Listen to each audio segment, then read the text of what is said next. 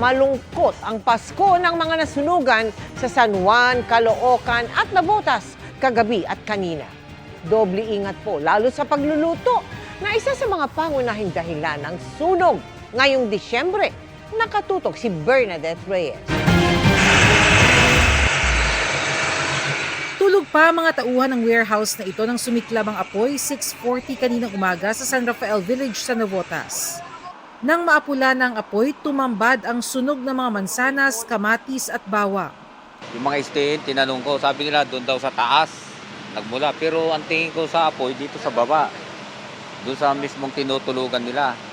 Naririnig ko po may mga pumuputok, akala ko po may nagpapaputok. Tapos po lumabas po yung kapatid ko, ang laki na po na sunog dyan, nagliliyab na po.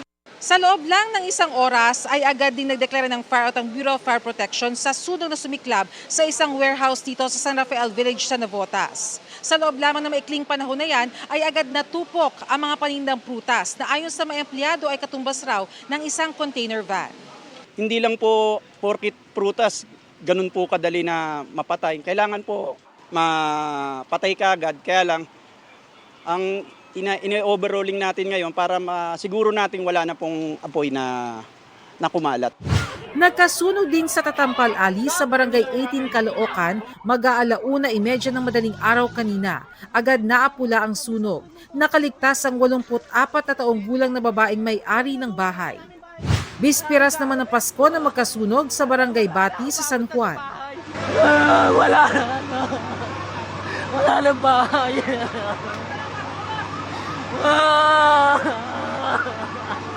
Mga gamit na ito lahat. Pati pera, lahat na. Mali ako sa bahay para sana isalba ko yung mga gamit ko sa second floor.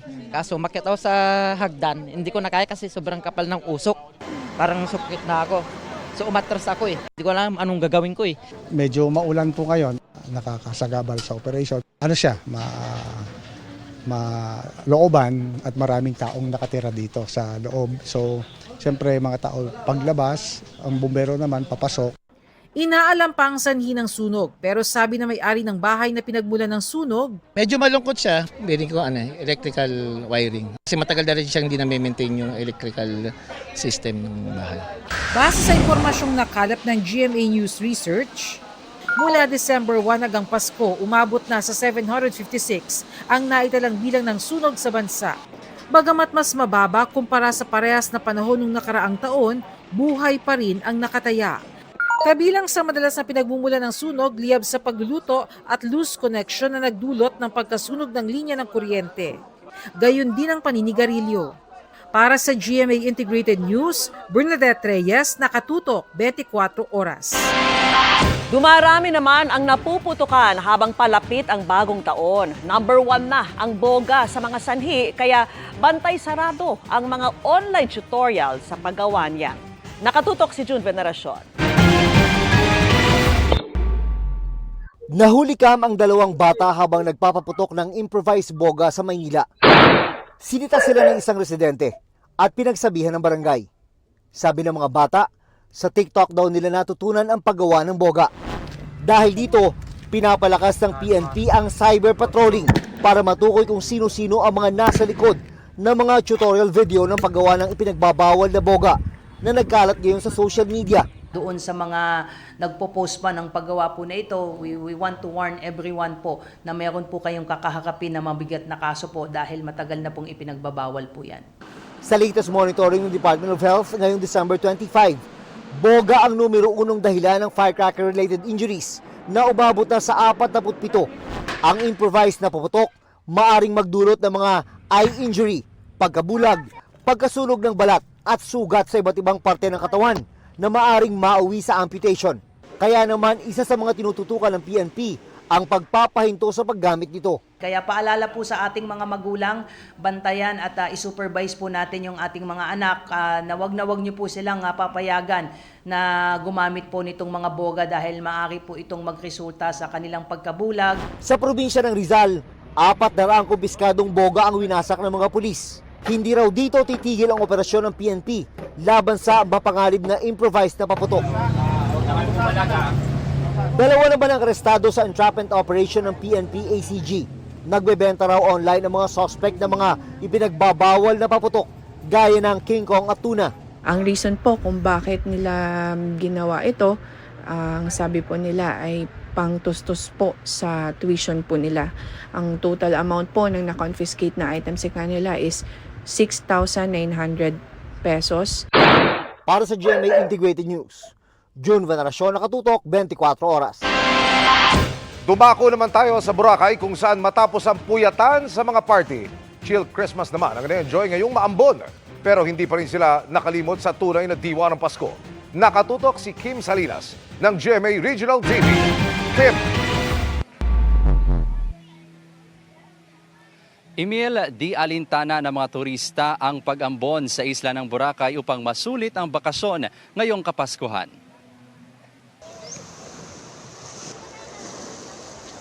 Umambon man at maulap ang kalangitan, di nagpapigil sa pagbabad at pag-enjoy sa water activities ang maraming nasa Boracay. Para po ma-enjoy po ng buong pamilya yung makita pong masaya yung mga bata.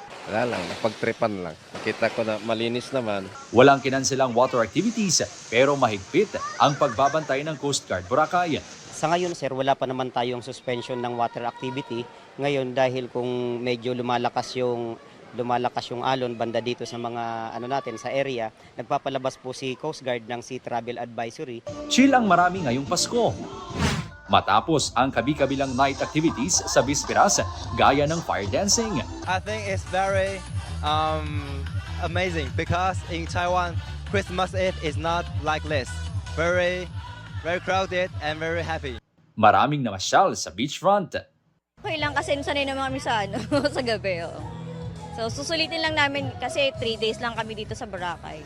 Pero syempre, hindi nakalimot ang marami sa diwa ng Pasko. Kaya dumalo sa misa. Christmas is all about Jesus.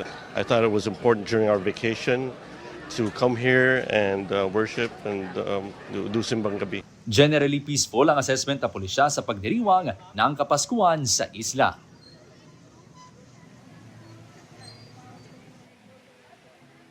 Emil, ayon sa Malay Tourism Office, umabot na sa halos 131,000 ang tourist arrivals sa Boracay mula December 1 hanggang 23.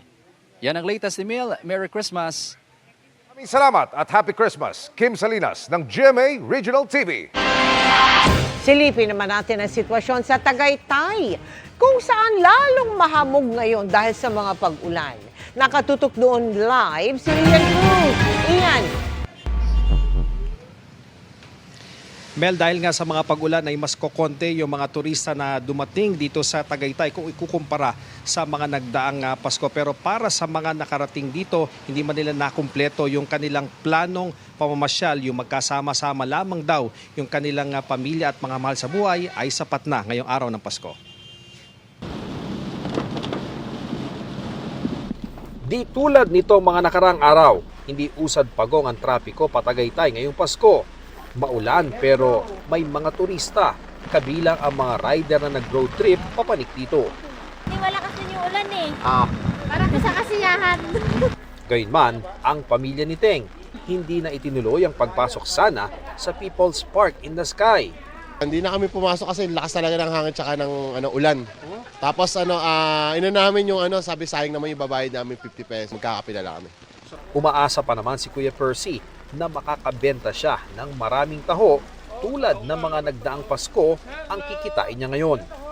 Nakakalungkot daw na di masyadong marami ang taong bumisita. Siyempre sir, inaasahan kasi namin talaga na maraming tao ngayon. Dahil malamig at maulan, mahamog ngayon sa Tagaytay. Kaya sa dinarayong Picnic Grove, hindi matatanaw ang view ng Taal Lake at Taal Volcano. Pero kontento pa rin ang mga namasyal doon kanina kahit ang ibang planong gawin na unsyami.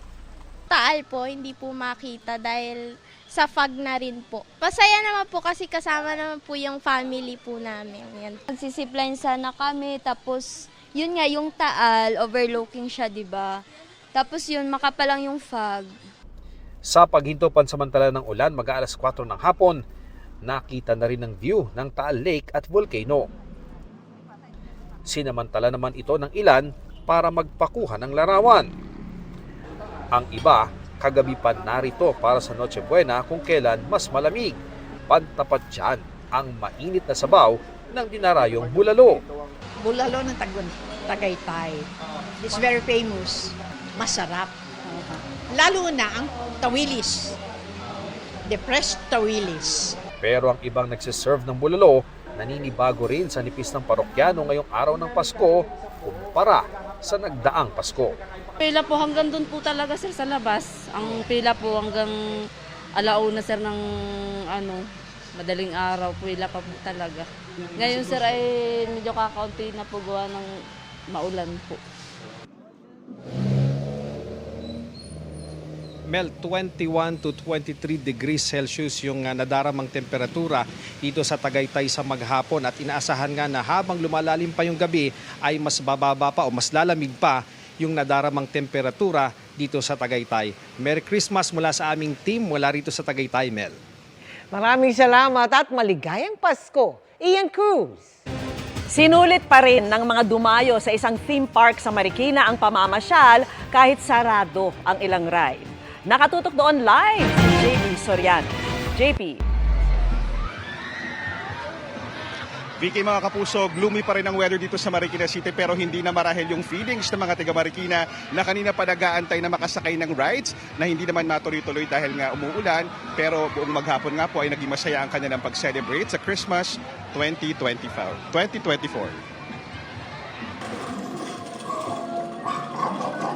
Dahil maulan, di makapag-operate ang maraming rides dito sa isang theme park na ito sa Marikina. Pasko pa naman, kaya maraming gustong mamasyal. Dismayado ang mga kabataang excited mag-Ferris wheel, hangover at iba pang nakakalulang rides. Pero mapipigil ba naman ang Pasko? Pwede naman anilang maglaro na lang sa ilang booth o magtakutan sa isang viral horror attraction. Halloween yarn? Nakaladkad pa nga ako ng magpipinsang ito. Taga dito po talaga kami sa Marikina and every Pasko po dito po talaga kami pumupunta para mag-banding. Merry Christmas! Panira talaga ng banding ang ulan, pero good mood itong si Ivan. Umabot kasi ng 800 pesos ang kanyang napamaskuhan kina Ninong at Ninang. Pero sadyang good boy itong si Ivan dahil ang mga napamaskuhan niya, binigay ko po kay mama. Yung 500, kinuha ko po yung 300. Oh, wait naman! Oh, yung 300 mo, anong gagawin mo? Pinangkain po namin kaganina po ng burger. Ay, tas nag-ice cream pa po ako. Generous din ang ibang bata sa Marikina, tulad ni Sian na pinamili pa ng damit ang kanyang ating si Mika sa Tiangge. Ba't ikaw nagbayad? Mga ate, kung bibili na kayo, 77 Libre mo kasi Christmas. Mga ate, salamat ka. Salamat sa Mga ate, sa libre na kayo. sa libre mo. Namimigay rin po yan sa kapitbahay. Yung mga napamaskuhan nila, bibigay nila. Ang ibang di nakapag-rides, nag-food trip na lang. Merry Christmas! Habang gumigimik ang mga kabataan, ang mga magulang nakamasid sa status ng Marikina River na bahagyang tumaas ang level dahil sa ulan. Ilang beses din itong umapaw ngayong taon dahil sa sunod-sunod na bagyo. Pero sabi nga ng mga taga Marikina, laban lang. Laban lang hanggat may buhay, may pag-asa.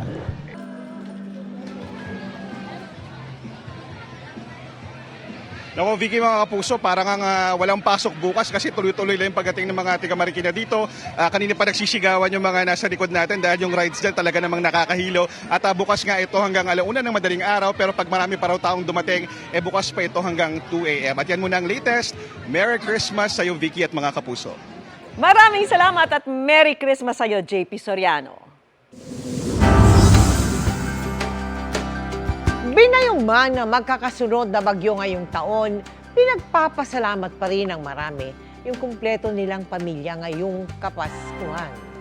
At dahil ang Pasko ay para sa mga bata, sila ang niregaluhan ng GMA Kapuso Foundation sa Minalabak sa Camarines Sur.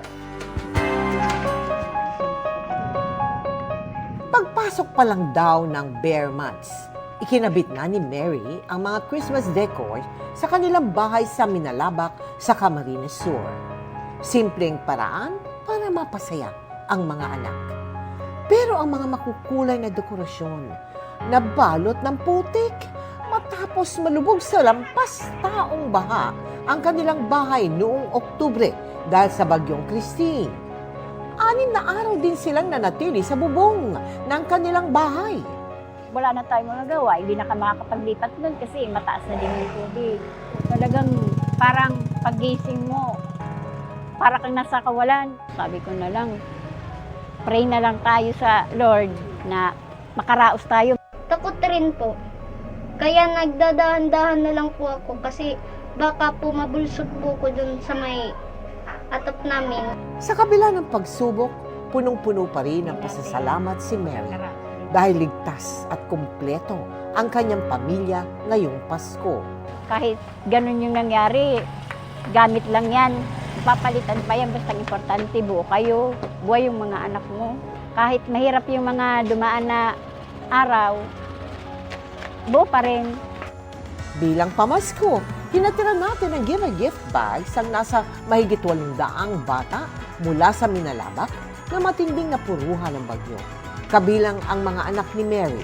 Maraming salamat po sa GMA Kapuso Foundation sa lahat po ng tulong na ibinigay niyo sa amin. Simple man o magarbo ang pagdiriwang ninyo ng Pasko. Ang mahalaga, kumpleto ang pamilya. At huwag din sanang kalimutan ang dahilan ng selebrasyon na ito, ang kapanganakan ni Jesucristo. Merry Christmas po, mga kapuso!